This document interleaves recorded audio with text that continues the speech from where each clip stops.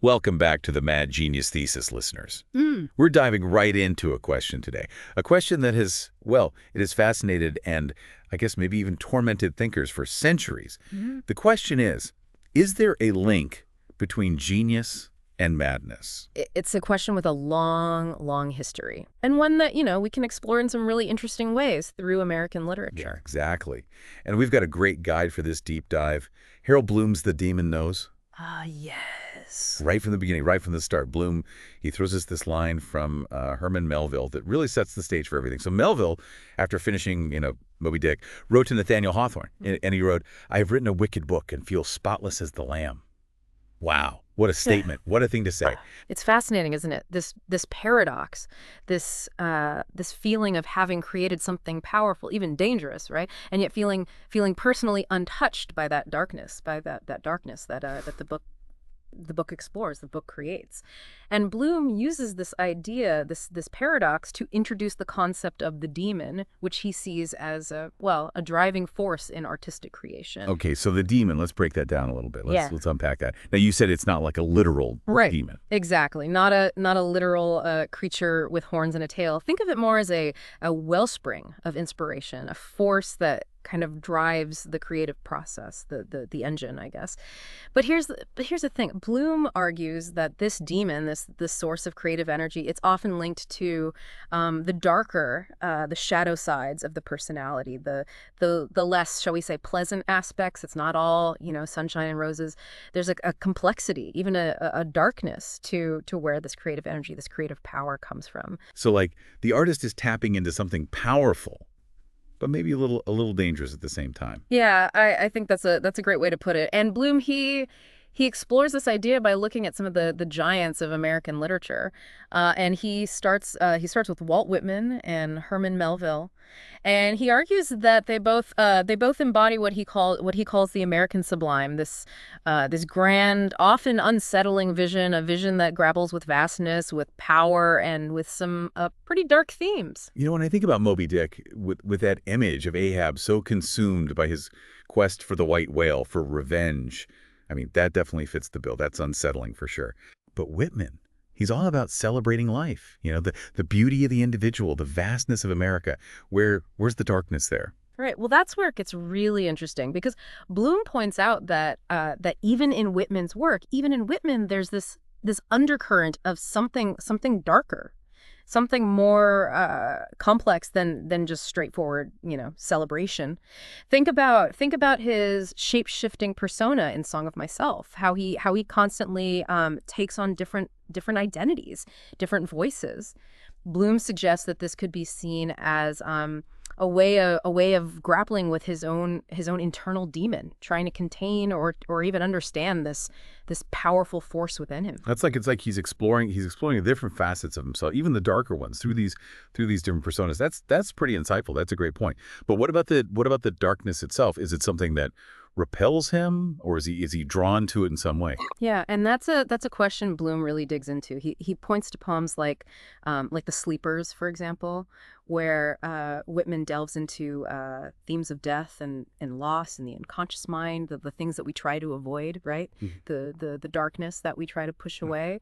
But it's there in all of us, and it's definitely there in Whitman's work. It's not all bright and sunny. There's a real wrestling with the shadows, a real confrontation with the darkness in those poems. And that wrestling, that confrontation with the darker side of things, of life, is that part of what Bloom sees as connected to the demon? Absolutely. Yeah. He argues that the demon isn't just about, inspiration. It's about this willingness to confront the complexities of human experience, even the parts that make us uncomfortable. And he sees that he sees that in Whitman's work, even amidst the celebrations of life and self. Now you mentioned that Bloom, he starts with Whitman and Melville. Yeah. How does Melville fit into all of this? He seems like a much more obvious candidate for the dark and brooding type. Oh yeah. Oh, Melville he's a fascinating case study. Unlike Whitman, who often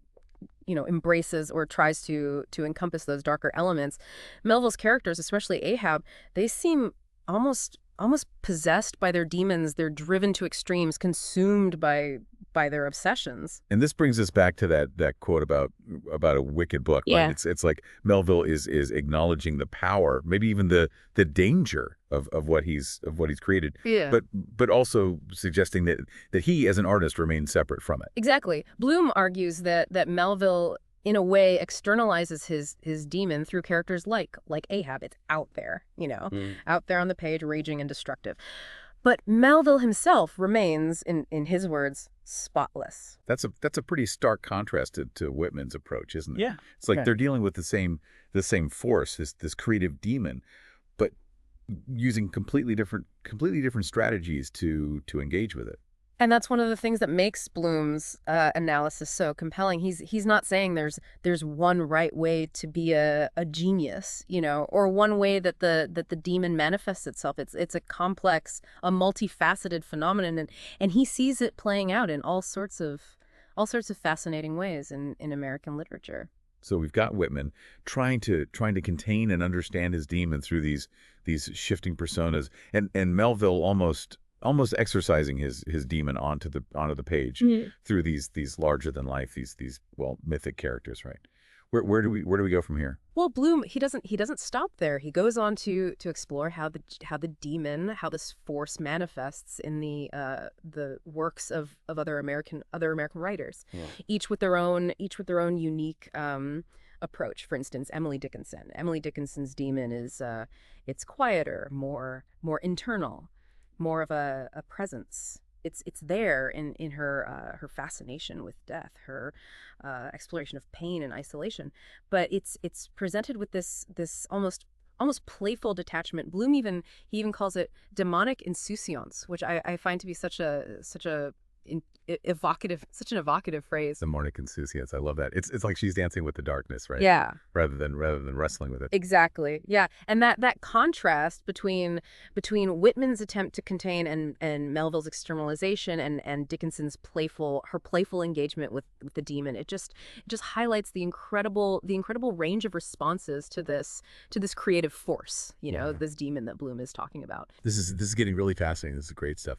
But before we dive into more authors, more examples from American literature, let's pause here for a moment. Let's let our listeners kind of digest all of this. What stands out to you so far about these different approaches to the demon? Is it the struggle, the embrace, or the playfulness that resonates most with you? We'll be right back after a quick break to delve deeper into Bloom's exploration of the demon in American literature.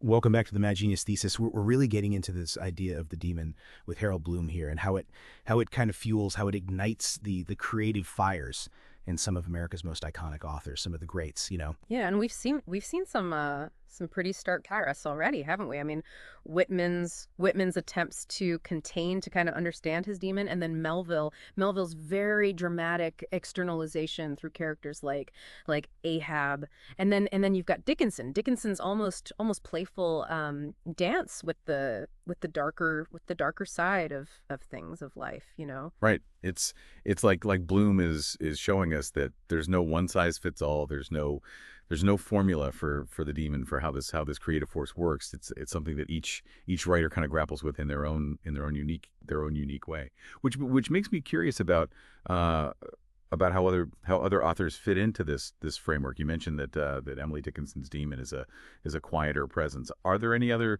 authors where that's the case? Oh, absolutely. When we turn to Nathaniel Hawthorne, for example, we see this darkness, this demonic presence taking on a more subtle, psychological form, but it's definitely there, simmering beneath the surface of his stories. Hawthorne, he's so good at creating this atmosphere of unease. Mm-hmm. This sense that something sinister, something's not quite right. It's lurking just out of sight. Yeah, and Bloom points to stories like Wakefield, for example, where a man just inexplicably abandons his life, his whole life for decades, and he's living in this secret apartment just down the street from his wife, just kind of observing her from a distance. And then there's Feathertop, with that creepy life-size scarecrow brought to life by a witch.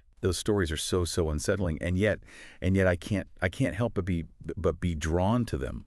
There's something about the way that Hawthorne he explores these hidden desires, these darker impulses, these things that we try to keep hidden, to keep secret. That's both fascinating and kind of disturbing at the same time, you know. And that's precisely what Bloom sees as the demon at work. It's not always about, you know, grand operatic gestures like Ahab's quest for vengeance, you know. Okay. Sometimes it's about these quieter, these more internal struggles, these struggles with the shadow side of the self. So if Hawthorne's demon is lurking in the shadows, what about Henry James? Because he's known for his complex psychological portraits, right? Yeah. His exploration of the inner lives of his characters. Right. Yeah.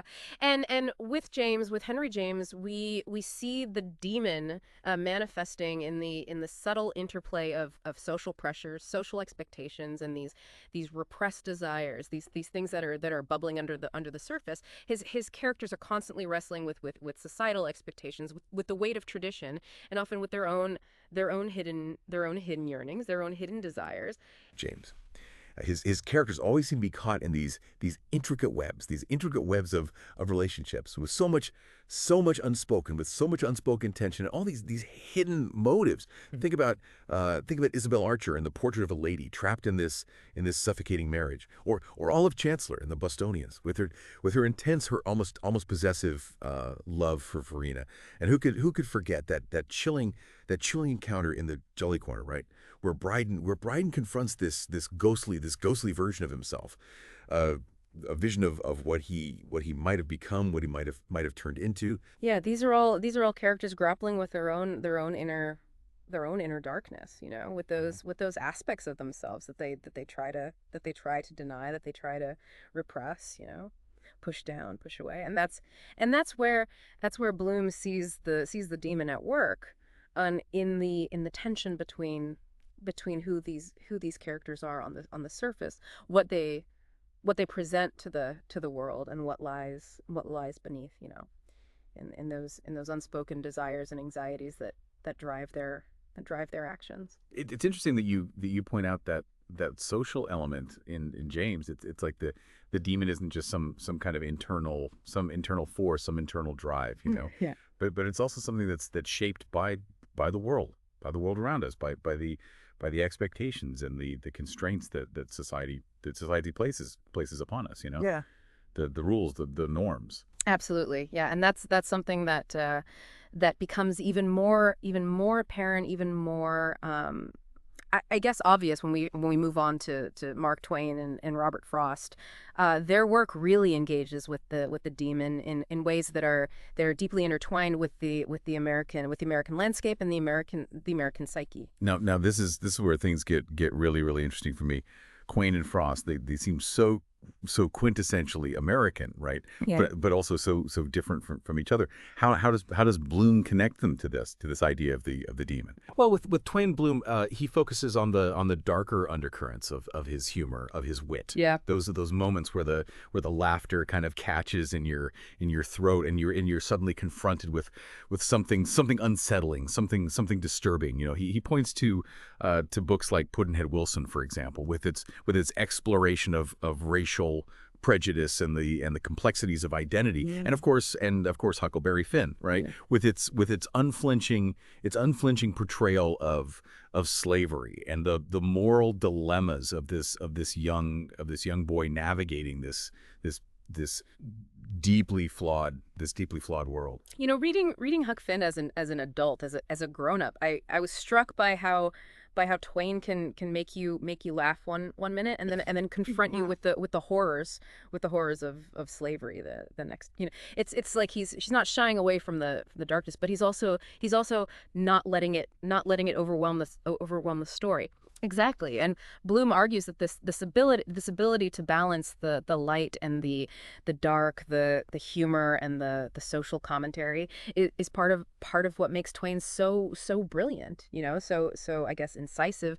And it's also where he sees the daemon at play. There's this sense that Twain is grappling with these uncomfortable truths, with the darker aspects of American history, of human nature, but he's doing it through this lens of wit and satire. And what about Frost? Because his poems are often seen as celebrations of nature, of rural life, of simple beauty. Where does the demon, where does that fit? Well, Bloom argues that Frost's demon is intertwined with the American landscape itself, and particularly the vastness and the isolation of rural New England. There's this sense of unease, this sense of something lurking beneath the surface of these seemingly idyllic, of these seemingly peaceful settings. I'm thinking of poems like The Road Not Taken,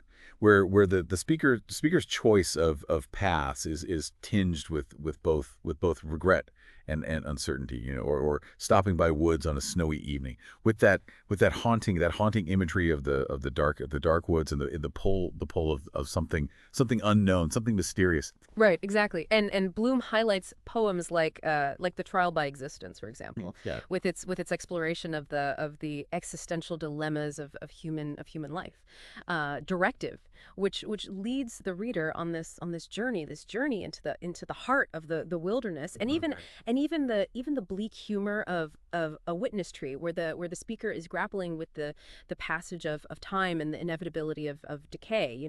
These poems aren't just pretty descriptions of nature. They're grappling with these deeper questions about human existence, about loss, about isolation, and the darkness that lies just beneath the surface of things. So we've got the sublime demon of Melville, the subtle, the psychological demon of Dickinson and James, the socially inflected demon of Twain, and now this idea of the demon is as intertwined with the American landscape in Frost. It's like Bloom is building a case for the demon as this essential, even defining element of American literature. But what about the link to mental illness? Where does that come in? Well, Bloom's analysis doesn't shy away from the complexities of the relationship between genius and mental illness, and there's perhaps no better example of this than Hart Crane, a poet whose life and work were tragically intertwined with both brilliance and suffering. Okay, so Hart Crane. Let's dive into Hart Crane and see how he fits into this whole demon framework that we've been talking about. I've heard he's a fascinating but also a pretty troubled figure. That's putting it mildly. Crane's life was marked by these intense emotional highs and lows, and his poetry often reflects that turmoil, that inner struggle, and Bloom sees Crane as a poet utterly consumed by his demon, both in his work and in his life. Welcome back to the Mad Genius Thesis. We've been exploring this fascinating concept of demon, with Harold Bloom as our guide, and it seems like every author, every writer we discuss brings a new layer of complexity to the table, to this whole idea. Right. It really is a testament to Bloom's insight.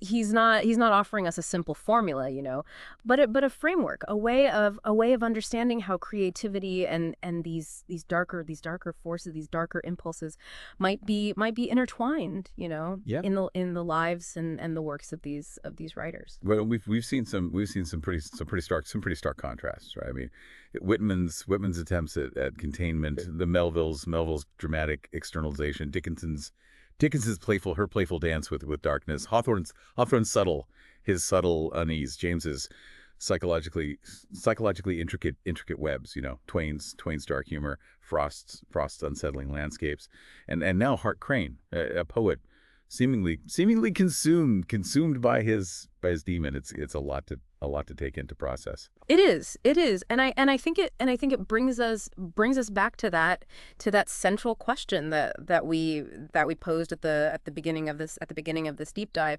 Is there a link Is there a link between creative genius and mental illness? Right. That question of whether the demon, whether this force, this creative force, is somehow connected to psychological suffering. It's a delicate topic for sure. It's not something to be taken lightly. But Bloom doesn't shy away from it, does he? He doesn't avoid it. No. Not at all. In fact, he ends the Daemon Knows with a question, with a call that really gets to the heart of this issue, of this connection. He asks if these writers through their lives and through their works are suggesting that the demon is a necessary component of great art. Is it a force to be feared and to be resisted, or is it the very fuel, the very thing that ignites artistic creation? It's a question with no easy answers, right? It's a question that we all have to grapple with, to think about. It makes you think about all those stories of artists, right? Of writers, of musicians, of painters, of actors struggling with addiction, with depression, with bipolar disorder, with all these things. Are we romanticizing mental illness when we talk about the demon? That's a valid concern. It's a question that we need to be mindful of. I mean, we're talking about literary analysis here. We're not talking about clinical psychology. We're not trying to diagnose anyone. Bloom isn't arguing that all great artists are mentally ill, or that suffering is a prerequisite, a requirement for creativity. So if it's not about making a direct correlation, a direct connection between genius and mental illness, what is Bloom? What is he getting at with this question about the demon being necessary? What is he trying to tell us? What's the takeaway?